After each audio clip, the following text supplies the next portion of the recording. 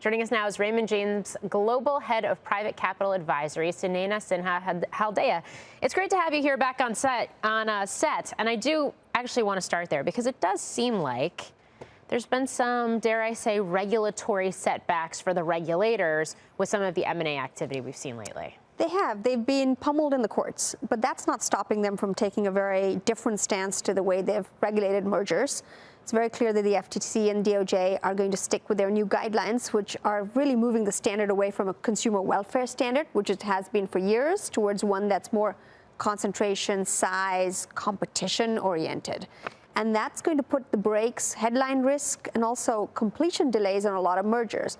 Now, the interesting thing is that they've picked fights with some big companies like Amgen and lost to Microsoft, lost to Meta in the courts. And so it'll be an interesting playbook whether the Amgen strategy, which is a new one for them in the recent history here, where they're trying to see if they can settle, is going to be more of a playbook going forward. I think we're all watching this space to see what happens next. Yeah, I mean, with some of these, I guess, legal challenges that have been successful or otherwise by some of these more deep-pocketed companies, though, I mean, I have had so many conversations in the past year, 2 years, where it's been, oh, you know what, a lot of cold water's been thrown on the M&A space right now.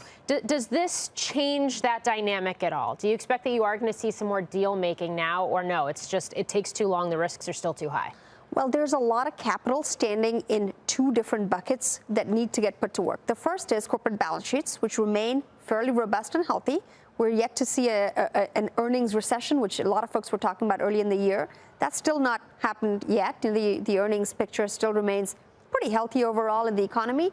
And the second is the private equity pockets, about $3.7 trillion in capital sitting in private equity funds remaining to be deployed. So when you look at the two of those things combined, that deal-making pressure is there and is now starting to see some very good green shoots with all these announcements and more. It'll get priced in. It'll be priced into price and structure of how these deals come together. It's a question of when these closes happen and completion happens, and there'll be a fight with the regulator along the way. They're just building that into their processes now. Well, along those lines, I guess kind of related to private equity, tell us what the mindset is right now in private wealth, right? Maybe a bit underexposed to private markets so far. Are people eyeing real estate and maybe riskier stuff where capital is harder to come by and there might be a chance to get some really nice cash flows? What are they talking about? What are they asking about and perhaps going into?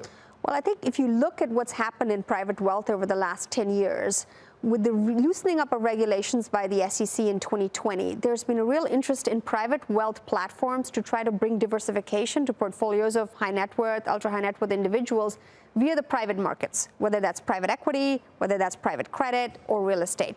It's a diversification play, but it's also a, asset allocation play that we can build portfolios for you outside of the public markets.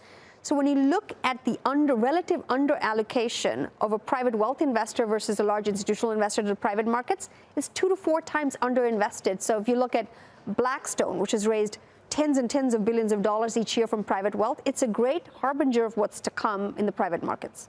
I can't believe I'm going to do this, but I'm going to ask you about crypto because it's, I mean, are there any rich people who want to buy Bitcoin, who haven't bought it yet because they're waiting for an ETF? Well, let's put it this way. Buyer beware there. Most platforms worth their salt will say, you go and do that analysis and do that work yourself. They will hesitate to make that recommendation. But yes, there's plenty of people who did that, got burnt, and we'll see if they want to go back in for a second bite.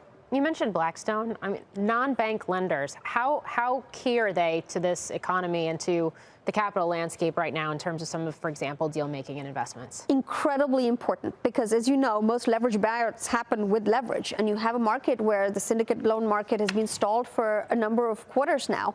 The non-bank lenders become incredibly important to try to catalyze some of these deals, especially when it's capital coming out of private equity.